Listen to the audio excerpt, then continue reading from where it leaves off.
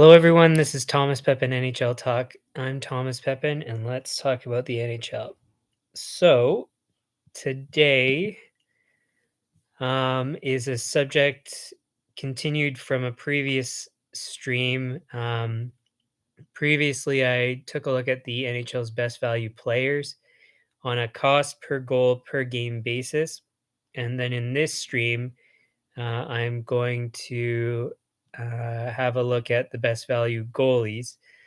And in this case, I used uh, cost per save percentage per game. Um, so the reason so what I wanted to do was back to back streams, players and goalies. But when I went and ran the numbers for goalies, I think it's because I played goalie before. Uh, I saw the results and I just really didn't feel comfortable with them. So I started second guessing the method I was using to calculate the valuations, which was, as I mentioned, cost per save percentage per game, because a lot of the players that I didn't think were good showed up at the top. Um, but then the more I thought about it, is uh, the best way to evaluate a goalie, or in terms of basic statistics, would be save percentage, and so Uh, and then equally, when you calculate it, the same thing applies. Where if the higher save percentage, or if a player has a higher save percentage, then the calculation will result in um, a lower cost per whatever the measurement is. So, anyway, so in the end, it made sense.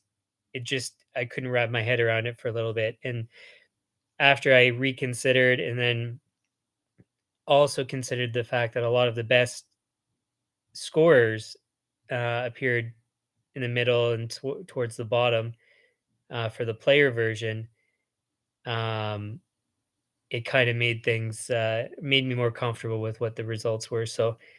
Um, so after running the numbers, the best value goalie in the end, or I should say, I already did run the numbers, as I'm sure you can guess, because um, the fact that I was a bit unsure of how to proceed, or if I could proceed, um, means that I've run the numbers. So, anyway, so the numbers are already done, so you don't have to wait for me to calculate on the spot as I usually would.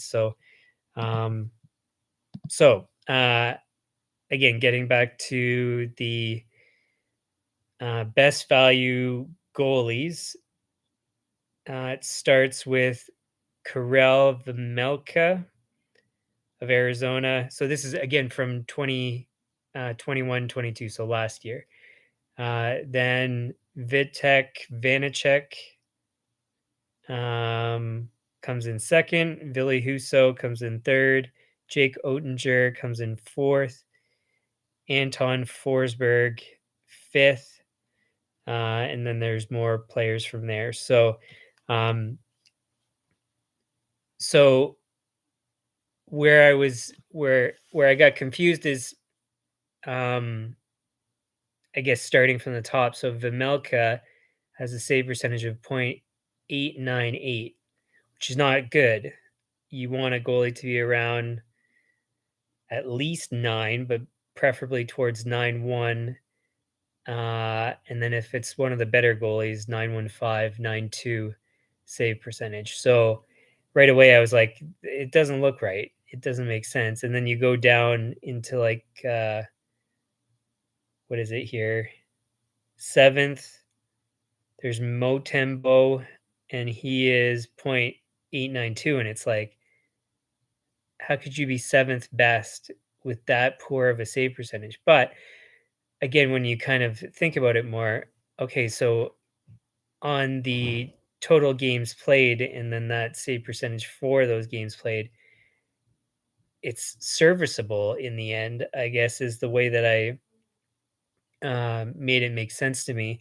So if you're a serviceable goalie, you play that number of games and then you can stop some percentage of pucks. I mean, in the end, I guess the value's there. It's just that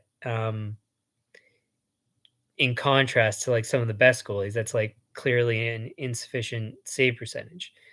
Um, so uh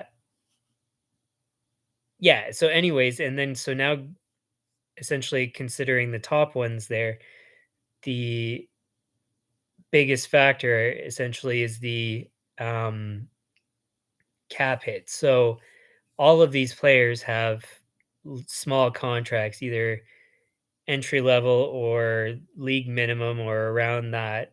And then so as a result, if you play a large number of games and your save percentage is not horrendous, um, then your value is clearly going to be good. So it makes sense.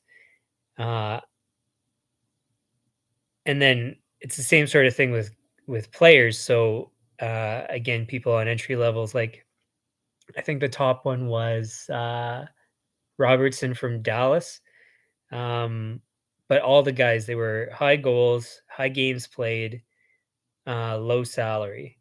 And so again, when you do the math, it all makes sense. So um, in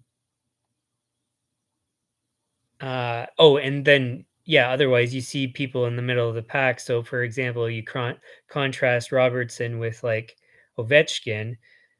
I think the difference in goals would have been what, like 8 or something like that last year. Um, let's pull it up just to make sure.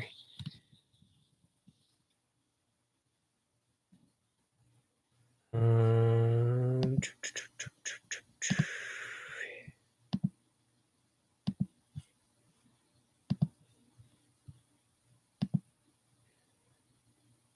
so Robertson was 41 goals.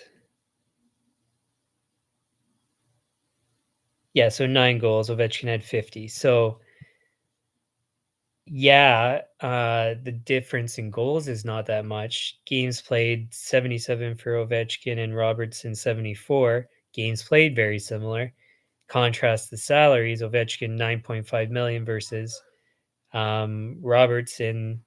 Um, oh, it doesn't have last year's. So just give me one sec. So last year's for Robertson was 795,000. So I mean, like, it's a multiple of 10. So um yeah, so that makes sense then, that why the value for Ovechkin, although there's more goals, is less than Robertson. Um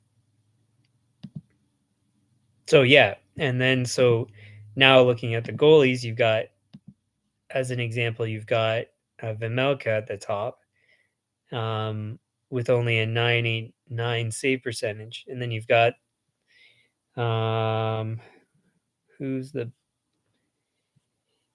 highest save percentage? So uh, Shesterkin, I think, had the highest save percentage of all the main starters. So uh, nine, yeah, he had a 935 save percentage, but the problem is that his salary was 5.667 million. So you contrast the difference in save percentage with the cap hit, and again, it's a multiple of, well, almost 10 times for save percentage difference of uh, what 3 percentage points approximately. So it makes sense then that the value would be lower for Shesterkin, although it doesn't make sense really in the end. So another way to contrast is like Matthews. So Matthews, I think, had the most goals last year. What was it, 60? Yeah. So Matthews had the most goals at 60, but his value was middle of the pack.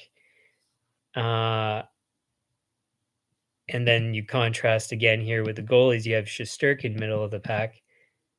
So it doesn't account for elite performance. So because it's on um, a certain value, so goals or save percentage versus the cost, you can't quite see the value in the player where because they're so elite, the value's substantial. So um, that difference of well, Robertson to Matthews of 19 goals in a season is a lot in the end, but you can't see it in the calculation. Um, so long story short, the method of valuing players is not ideal, but it does, you know, make sense in the end when you consider things like I just mentioned there. Um, so I mentioned the top five. Now going into the goalies that are paid more. So um, at 1.65 million, you've got Jack Campbell. He ranks 16th. Um, you have that is the right cap hit, right? Yeah, because that's the old cap hit. So um, then you have another guy, Samsonov, now with Toronto. He was making 2 million, and he ranks 23rd. Reimer, now that guy has crazy good value in my opinion. So he had a 911 save percentage, and he's consistently at that point or better. Uh, and he's only at 2.25 million. And so he ranks 24th, but he's probably the first one where I'd say, well, outside of Campbell, when he was at his old salary, he's the first one where you see the cost, you see um, the save percentage, and then you're like, yeah, that's a damn good value of a player. So, um, yeah, and then next you get to Nelkovich. He was at 3 million, but his save percentage wasn't that great, 901. Um, but I'd say he's a decent value goalie. Tristan Jarry, 3.5 million, 919. So that's clearly great value. Um, oh, and I should have said so. What was it here? So Nelkovich was 27th. Jari was 29th. And then, so anyway, so those are some of the middle pack of in terms of cost. In the upper third of the valuation, uh, and then some other big names where I think you get really good value. So UC Saros, he was 5 million, 918 save percentage. He's one of the most consistent goalies in the league in recent years. So extremely good value there, in my opinion. And with elite performance is the difference there.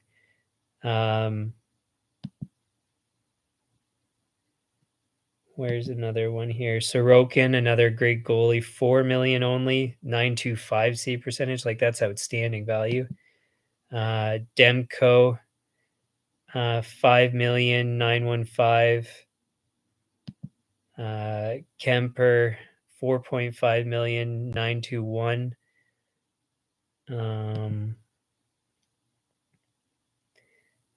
Frederick Anderson, 4.5, 922. So like some of these goalies, man, you get some outstanding value out of them. And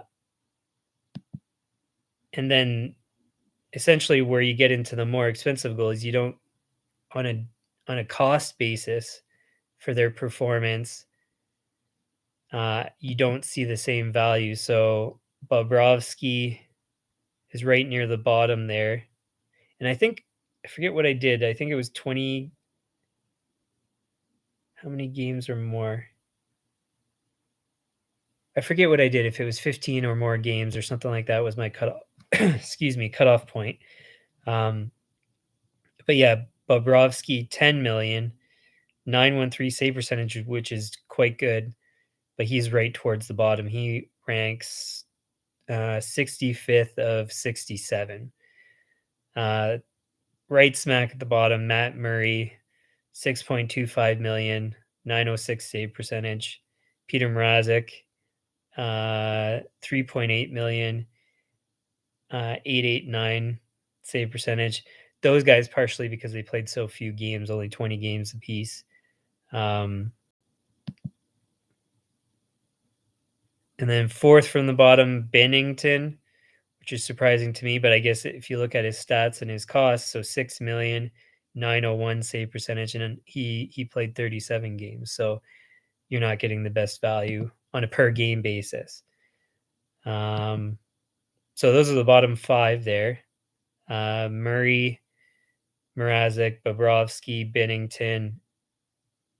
And I missed the fifth from the bottom. So Varlamov, believe it or not. So 5,911 save percentage. So again, it kind of comes down to the number of games. So 31 games uh, paired with the cost, paired with the performance. So those are the bottom five. Surprisingly, Vasilevsky there, he's sixth from the bottom, but he's 9.5 million, which kind of makes sense.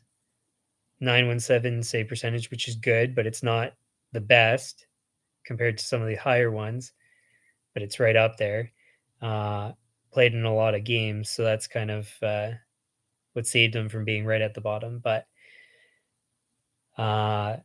yeah, so again, it doesn't really give you perfect a perfect indication of value, but really, when you think about it, 9.5 million for a 917 save percentage, where was he here? Essentially, same save percentage, same games. So Vasilevsky 63 games, Saros 67. Sorry, did I? Vasilevsky 63 games, Saros 67 games, Saros 918 save percentage, Vasilevsky 917. So essentially the same in both respects.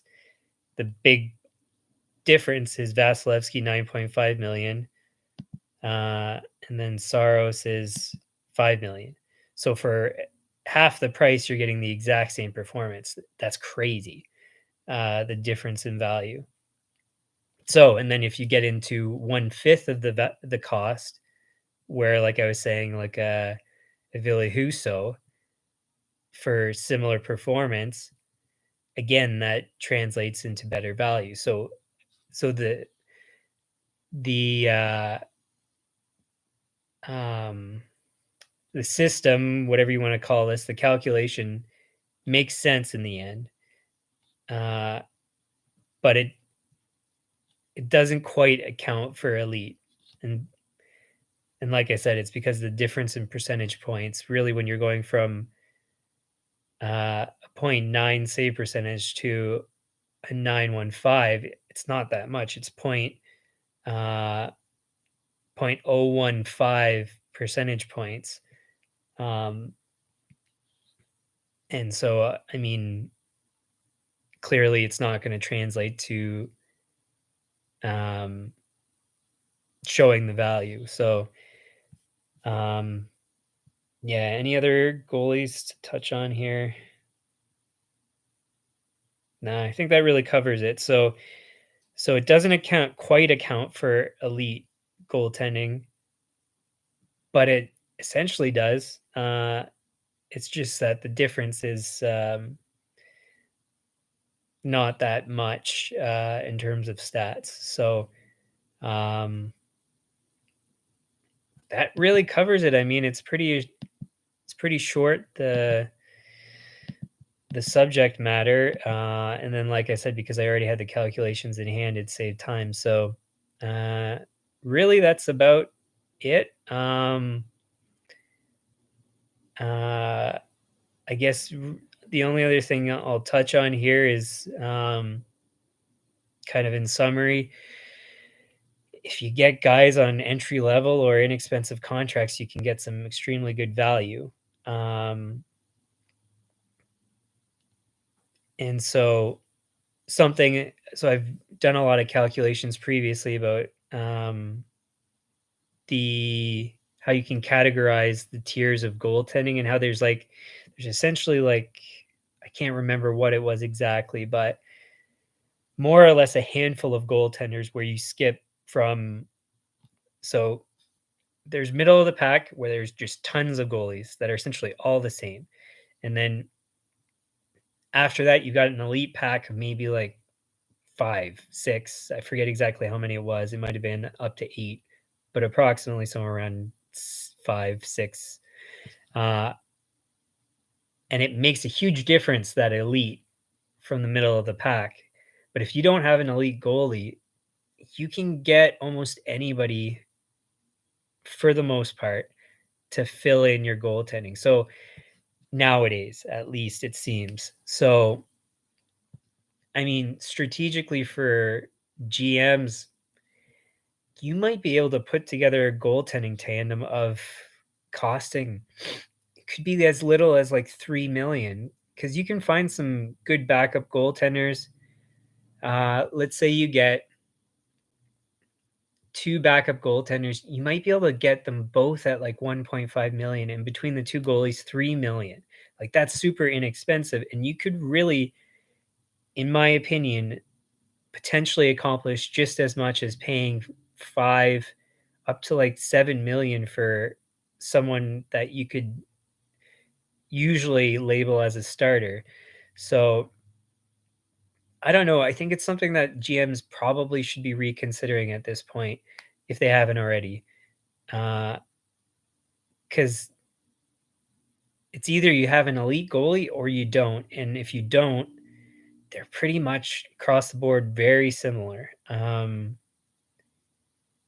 Once you get into advanced analytics, maybe there's differences, but even in that, I bet things would be quite similar. And nonetheless, I bet even if they weren't similar, that you could find guys at outstanding value. Um, so even strategically, what you could do is you could eat up a roster spot. Because typically what a team will have is they'll have two forwards and a defenseman as their extra roster spots, or uh, one forward, two defensemen. But why not consider doing something like three goalies? If you could do three, because the reason I'm getting to this conclusion is that okay, you have two goalies at let's say a million and a half a piece.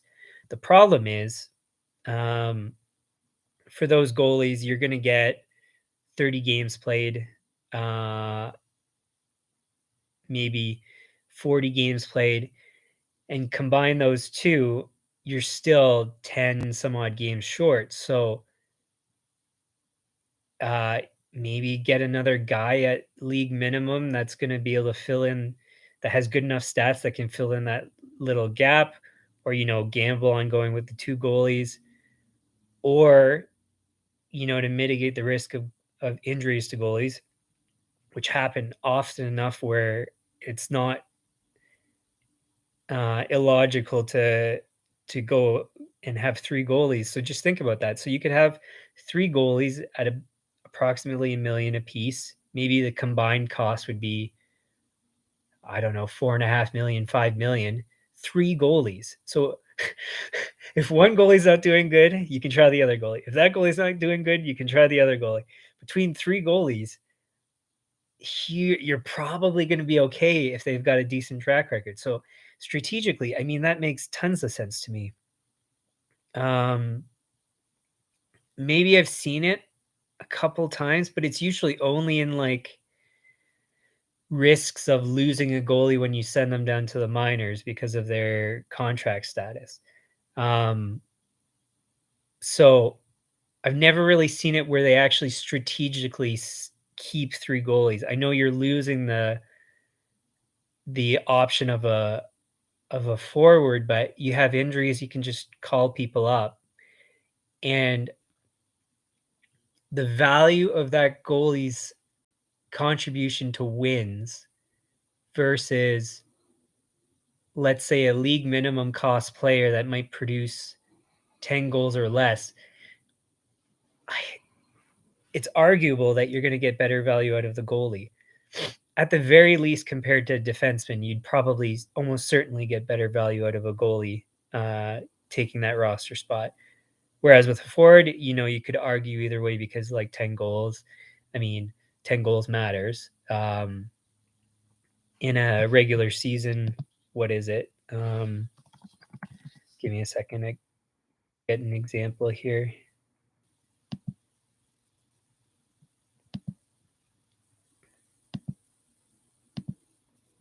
So in a regular season, a team would score 250 goals, a decent enough team.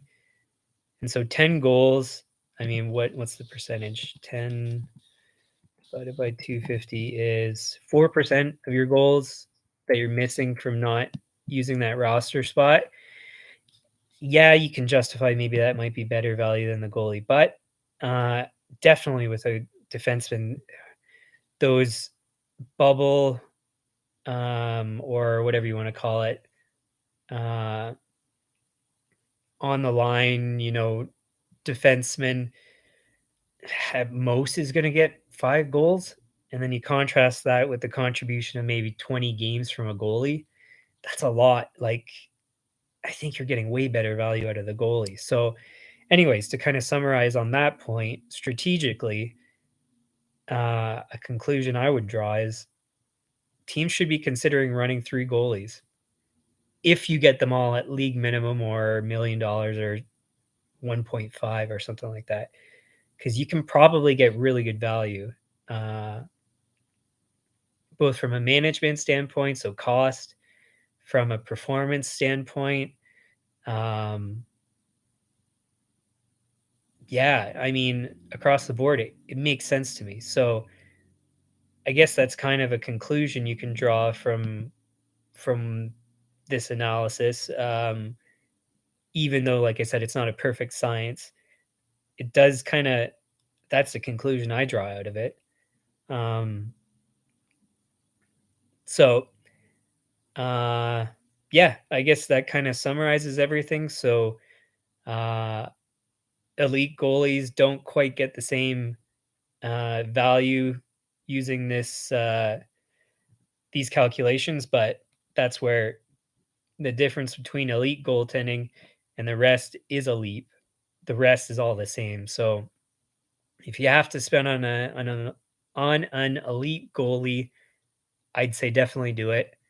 Uh, you know, balance the cost versus benefits. So if you can get 5 million for a Saros, that's way better than I would argue. Uh, maybe I shouldn't say it, but 5 million for Saros versus 9.5 for Vasilevsky.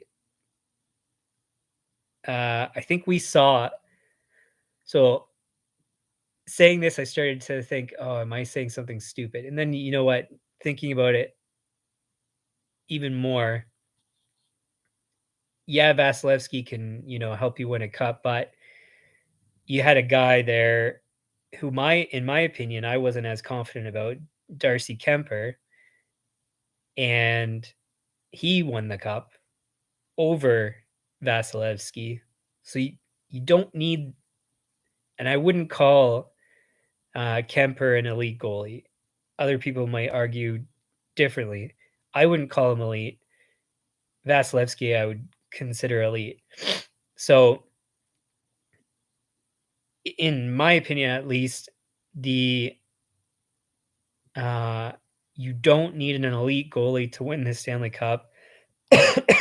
It helps, but having a good goalie is good enough, and having a combination, as I mentioned previously, could even be equally good enough. So the problem, I guess, here before I kind of completely close the case is in the regular season, maybe three goalies you can run. In the playoffs, you can lose 4 games very quickly, so that's where maybe that argument doesn't work. Maybe you'd want one guy that you could maybe count on and the other 2 as, league minimum or $1,000,000. So maybe as an example, um,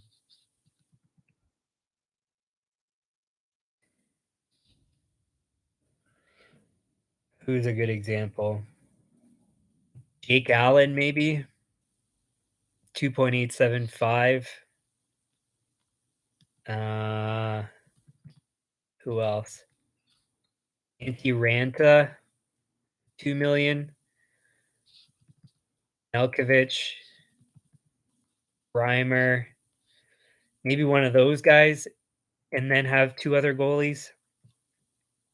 Maybe that's the most the best strategic decision, but I would still argue, you put together a combination of Anton Forsberg, Scott Wedgwood, and Cal Peterson maybe, and then you might get just as good goaltending, maybe. I say that cautiously. Uh, those might not be the best examples, but just to throw out names that are inexpensive and can play some games. So, just some thoughts. That kind of concludes everything. So, like I said, pretty short stream. Yeah, if you like the stream, hit the like button, share it with your friends, subscribe, turn on notifications. As I always mention, I should have my schedule preset. So if you go to my channel homepage, that will tell you what's going on. Maybe not the subjects, but at least the schedule. And I really did prefer starting today at 1 p.m. Eastern. Um, I think it's way better for my schedule. So it feels like this is what it's going to be moving forward. Uh, and second, lastly, because I do have one other thing to cover. Um, if you have any comments or suggestions, leave them in the comments. I would appreciate that. So feedback. Um, Again, keeping in mind that this is intentionally done on the spot, so as to optimize my time usage. But outside of that, suggestions, feedback, topic ideas, anything like that is definitely welcome. And then, so now on to the last point. I am skipping tomorrow. Reason being is it's the one holiday that is most important to me more than any other holidays, which is Remembrance Day in Canada. I forget what it's called in the States, Veterans Day, maybe. Um, yeah, because Memorial Day, I think, is in the summer. Sorry, Americans, if I'm getting that wrong. But, anyways, Remembrance Day, extremely, extremely important to me. My father served, I think it was 29 years in the military, non combat, but anybody who serves in the military, as far as I'm concerned, definitely contributes. And so I'm very proud of my dad for his service, thankful for his service, everybody else's service. It's extremely important to me. I hope it's also extremely important to you. Um, so, not going to be streaming tomorrow out of respect for those who have served. And I hope that you will also at least take a moment to show your respect for their sacrifices and contributions to what we benefit from in in the Western world at the very least. So yeah, thank you to any veterans and anybody, likewise all the families, because being a son of a service member, it's not that I experienced anything to any degree that a service member would have, but um, with a father serving overseas, even not being in combat, knowing the risks of things like IEDs, so explosive devices and stuff. Anybody is at risk when they're overseas serving. Um, so also, it's important to recognize the contributions of families and the people that stick with their husbands or wives who are serving, and the children, dealing with what it's like to have your father or mother away for long periods of time. Um, so yeah, I thank all the service members, all the families for their contributions, um, and yeah. So that's basically all I had to say. So just letting you know, obviously not going to be here tomorrow. We'll be back the next day after. Um, and that is it. So thanks for tuning in. Have yourselves a good day and see you guys again. Um, what day is that? Saturday? But yeah, see you guys then.